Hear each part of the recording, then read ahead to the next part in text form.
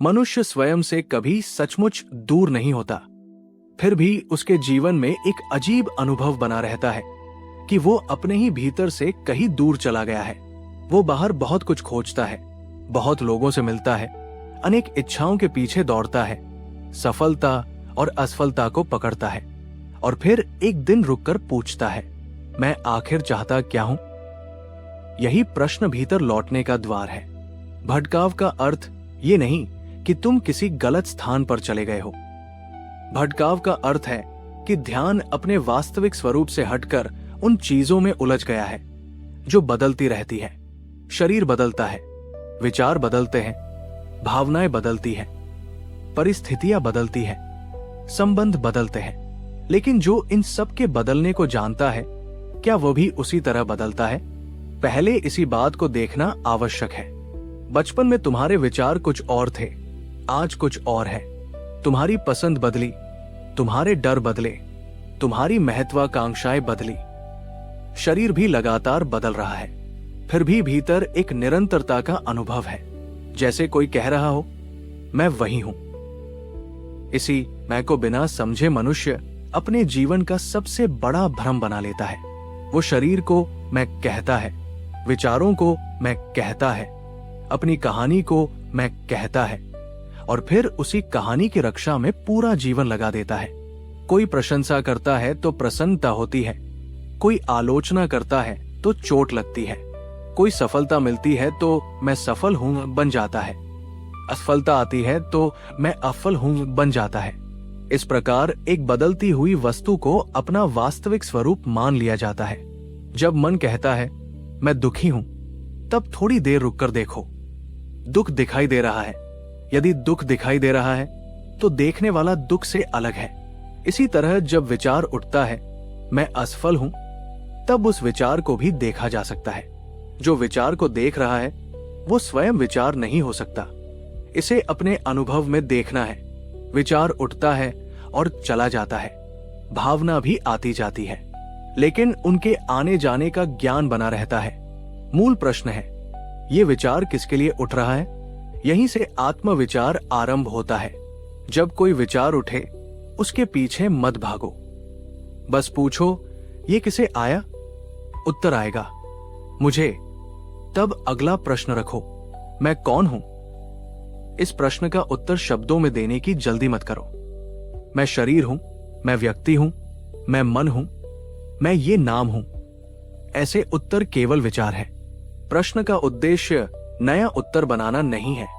उद्देश्य उस स्रोत की ओर ध्यान मोड़ना है जहां से मैं का विचार उठता है। मनुष्य बाहर इसलिए भटकता है क्योंकि उसे लगता है कि पूर्णता किसी वस्तु या परिस्थिति में मिलेगी। वो सोचता है कि धन मिलेगा तो शांति मिलेगी, सम्मान मिलेगा तो संतोष मिलेगा, प्रेम मिलेगा तो अकेलापन मिटेगा, कोई विशेष अनुभव मिलेगा तो जीवन पूरा हो जाएगा। लेकिन जो वस्तु आज सुख देती है वही कल चिंता का कारण बन सकती है। इसलिए समस्या वस्तुओं में नहीं, उनसे जुड़ी उस धारणा में है कि इनके बिना मैं अधूरा हूं। जब तक ये धारणा बनी रहती है, मन एक इच्छा से दूसरी इच्छा की ओर जाता रहेगा। इसका अर्थ ये नहीं कि संसार छोड़ दो। परिवार, काम और संबंध अपनी जगह है, उनसे भागना आत्मज्ञान नहीं है। यदि मन भीतर अशांत है तो जंगल में जाने पर भी वही मन साथ जाएगा। इसलिए वास्तविक त्याग वस्तुओं का नहीं, उनसे जुड़ी झूठी पहचान का है। काम करते हुए देखो कि कर्ता की भावना कैसे उठती है। किसी से बात करते हुए देखो कि मेरी बात सही साबित हो कि इच्छा कैसे आती है। अपमान मिलने पर देखो कि भीतर कौन आहत हुआ। इस देखने में ही साधना है। अक्सर मनुष्य कहता है मैं स्वयं को जानना चाहता हूं, लेकिन उसी क्षण अपने बारे में नई धारणाएं इकट्ठी करने लगता है। वो आध्यात्मिक पुस्तकें पढ़ता है, शब्द याद करता है, किसी गुरु की बात दोहराता है और सोचता है कि अब समझ आ गया। लेकिन स्वयं को जानना जानकारी इकट्ठी करना नहीं है, अपने बारे में बनाई गई धारणाओं को देखना और उनके पीछे जाना है। जब मैं से जुड़ी कोई धारणा उठे, उसे पकड़ने के बजाय पूछो, ये मैं कहां से उठ रहा है? ध्यान धीरे धीरे बाहर से भीतर लौटता है। भटकता हुआ मन हमेशा भविष्य या अतीत में रहता है। वो कहता है, कल ऐसा होगा, कल ऐसा हुआ था, मुझे ये पाना है, मुझे वो खोना नहीं है। वर्तमान क्षण में मन को कोई कहानी चाहिए, इसलिए विचारों का पीछा रुकने पर एक खालीपन अनुभव हो सकता है। उस खालीपन से डरना नहीं है।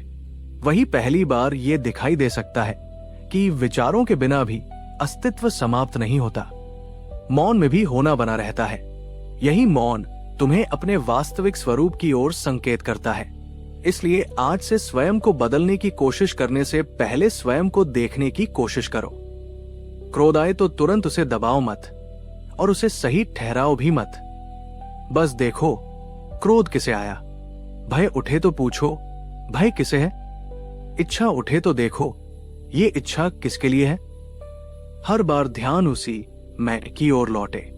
धीरे धीरे समझ में आएगा कि जिसे तुम इतने वर्षों से अपना वास्तविक स्वरूप समझते रहे, वो विचारों, स्मृतियों और भूमिकाओं का एक समूह है। और जो इन सब को देखता है, उसकी ओर मन सामान्यतः नहीं देखता। याद रखो, स्वयं तक पहुंचने के लिए कोई दूरी तय नहीं करनी है। तुम अपने स्वरूप से कभी अलग हुए ही नहीं। केवल ध्यान बाहर की ओर चला गया है। जैसे सूर्य हमेशा चमकता है पर बादल उसे ढक देते हैं, वैसे ही आत्मा हमेशा उपस्थित है पर विचारों और पहचान की परतें उसे छिपी हुई प्रतीत कराती है। इसलिए लक्ष्य किसी नई अवस्था को प्राप्त करना नहीं है। लक्ष्य केवल उस भ्रम को देखना है जो तुम्हें अपने से दूर होने का अनुभव देता है। जब भटकाव को पहचान लिया जाता है, लौटने की शुरुआत उसी क्षण हो जाती है। अब उस प्रश्न पर थोड़ा और गहराई से देखो, मैं कौन हूं? इस प्रश्न को केवल शब्द बनाकर दोहराते रहना आत्मविचार नहीं है। जब मैं का विचार उठता है, उसी क्षण ध्यान उसके स्रोत की ओर मोड़ना है। सामान्यतः मन मैं के बाद कुछ जोड़ देता है। मैं शरीर हूं, मैं सफल हूं, मैं असफल हूं, मैं सुखी हूं, मैं दुखी हूं। इन सब के पहले एक सरल मैं है, उसी पर ध्यान देना है। मैं के साथ जुड़ी सारी पहचानें बाद में आती हैं। यदि इन्हें थोड़ी देर के लिए अलग रख दिया जाए तो क्या बचता है? इस प्रश्न का उत्तर शब्दों में मत खोजो, शांत होकर देखो।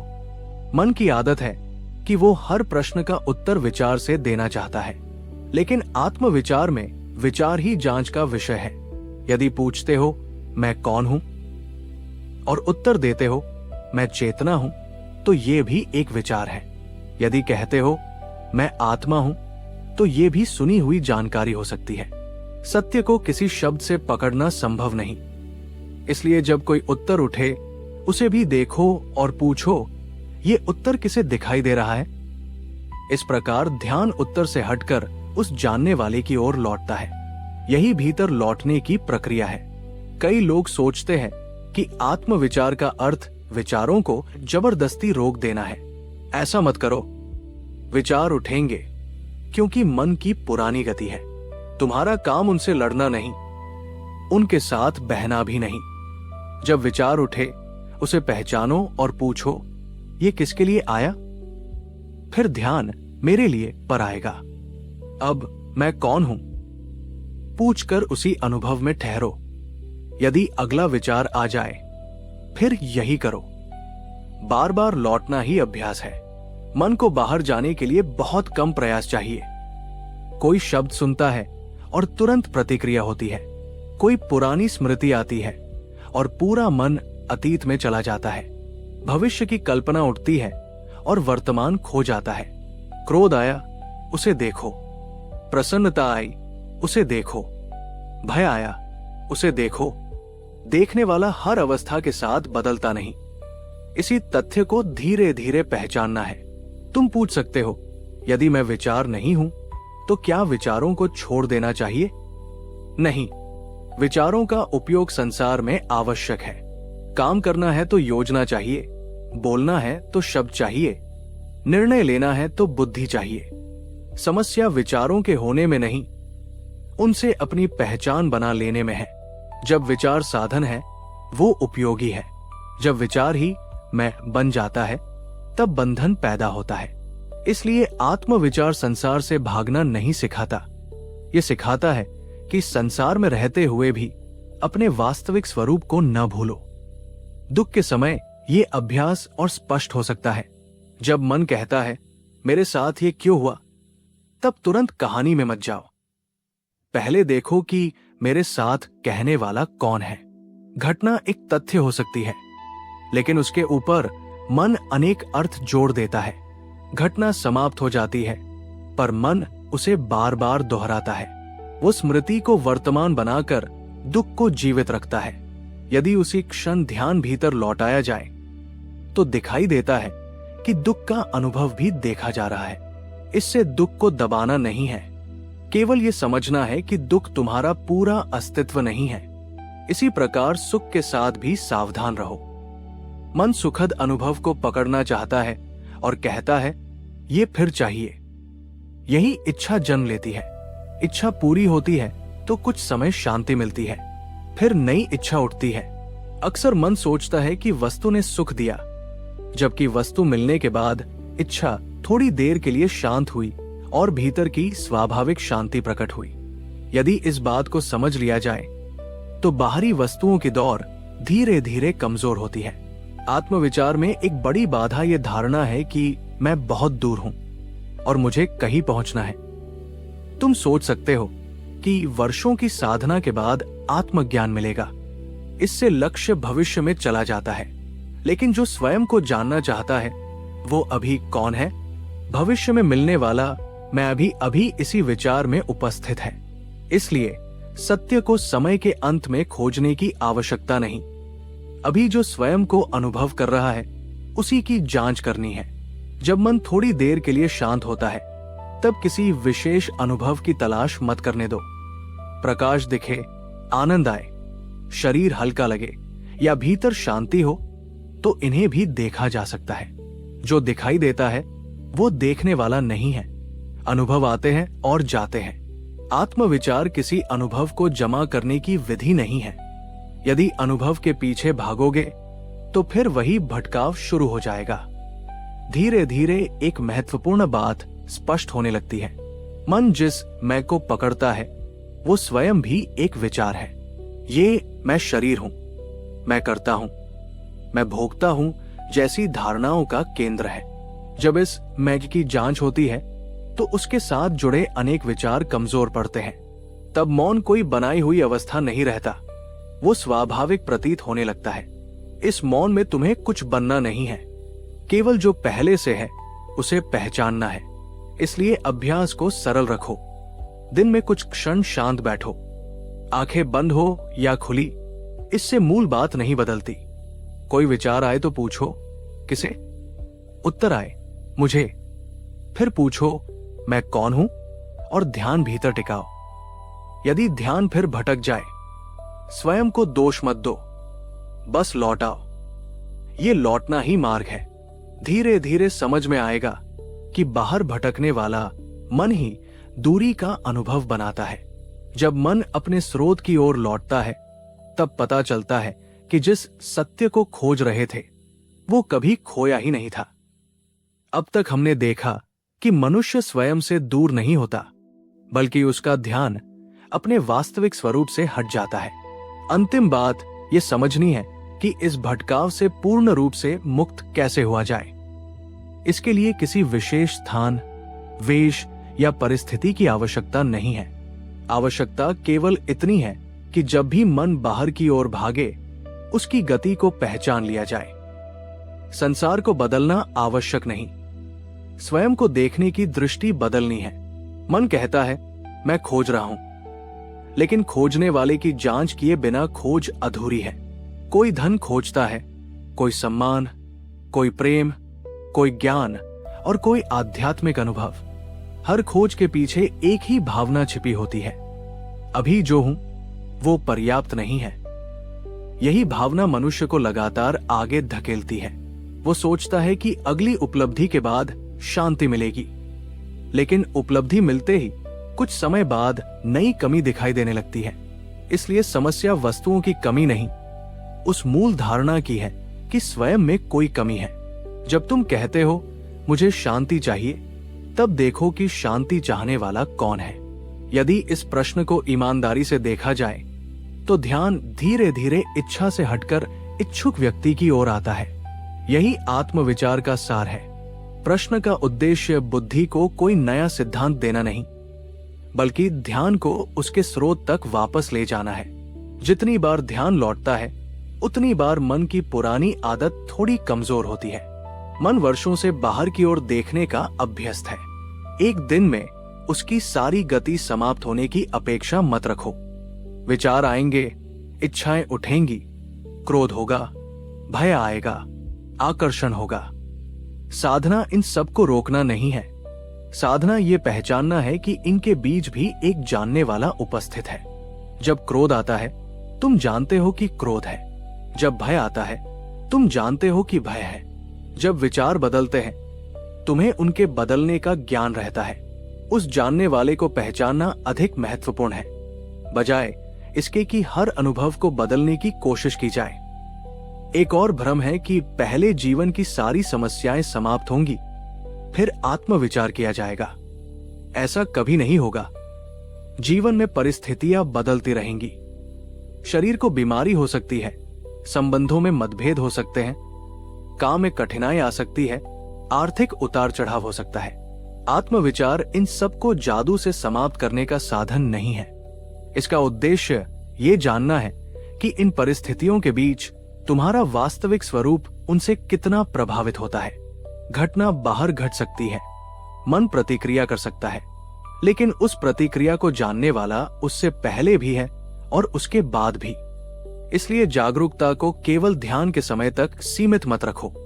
भोजन करते समय देखो कि मन क्या सोच रहा है। किसी से बात करते समय देखो कि भीतर अपनी छवि बचाने की इच्छा कैसे उठती है। प्रशंसा मिलने पर देखो कि कौन प्रसन्न हुआ। आलोचना मिलने पर देखो कि कौन दुखी हुआ। निर्णय लेते समय देखो कि भय कहां से आया। ये निरीक्षण किसी कठोर अनुशासन की तरह नहीं, बल्कि सहज जिज्ञासा की तरह होना चाहिए। जब देखने की आदत बनती है तब जीवन स्वयं साधना बन जाता है। धीरे धीरे ये भी स्पष्ट होगा कि मैं करता हूं की भावना कितनी गहरी है। शरीर काम करता है, बुद्धि निर्णय लेती है, शब्द निकलते हैं, परिस्थितियां अपना प्रभाव डालती है, लेकिन मन हर घटना के बाद कहता है मैंने किया। इस कर्तापन की भावना से ही अनेक बंधन पैदा होते हैं। इसका अर्थ ये नहीं कि जिम्मेदारियां छोड़ दो। जिम्मेदारी निभाते हुए भी भीतर देखो कि कर्ता की भावना कहां उठती है। जब कर्तापन की जड़ को देखा जाता है तब कर्म चलता रहता है, पर भीतर अनावश्यक बोझ कम होने लगता है। अंततः मैं कौन हूं का उत्तर किसी वाक्य में नहीं मिलेगा। यदि उत्तर शब्दों में मिल गया तो वो फिर एक विचार होगा। प्रश्न तब अपनी भूमिका पूरी करता है जब मन शब्दों के पीछे जाकर शांत हो जाता है। उस मौन में कोई दावा नहीं होता, कोई विशेष पहचान नहीं होती, फिर भी अस्तित्व स्पष्ट होता है। वहां ये कहने की आवश्यकता नहीं रहती कि मैं ये हूं या मैं वो हूं। केवल होना पर्याप्त है। इसलिए स्वयं को खोजने के लिए स्वयं से दूर मत जाओ। हर बार जब मन बाहर जाए उसे धीरे से भीतर लौटाओ। हर बार जब विचार उठे पूछो ये किसे आया, और फिर मैं कौन हूं। उत्तर बनाने के बजाय उस स्रोत में ठहरो जहां से प्रश्न उठा। यही सरलता धीरे धीरे भटकाव को समाप्त करती है। याद रखो, मनुष्य का सबसे बड़ा भ्रम यह है कि वो सोचता है कि उसे स्वयं तक पहुंचना है। स्वयं से दूर जाने का कोई रास्ता नहीं है, केवल स्वयं को भूलने का अनुभव है। विचारों, इच्छाओं और पहचानों के पीछे भागते हुए ये भूल पैदा होती है। जब भागना रुकता है तब लौटना भी आवश्यक नहीं रहता। तब समझ में आता है कि जिसे खोज रहे थे वो पहले से यही था।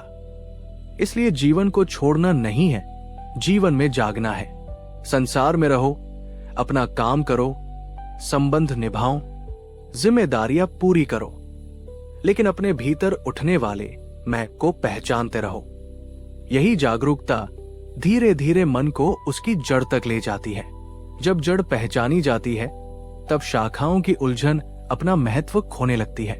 तब मनुष्य जानता है कि शांति बाहर से मिलने वाली वस्तु नहीं है, वह उसके अपने अस्तित्व की स्वाभाविक प्रकृति है। और शायद यही सबसे सीधी बात है। स्वयं को पाने के लिए कहीं जाना नहीं है, इतना देखना है कि कौन भटक रहा है। जैसे ही भटकने वाले मैं की खोज शुरू होती है, उसकी वास्तविकता कमजोर पड़ने लगती है।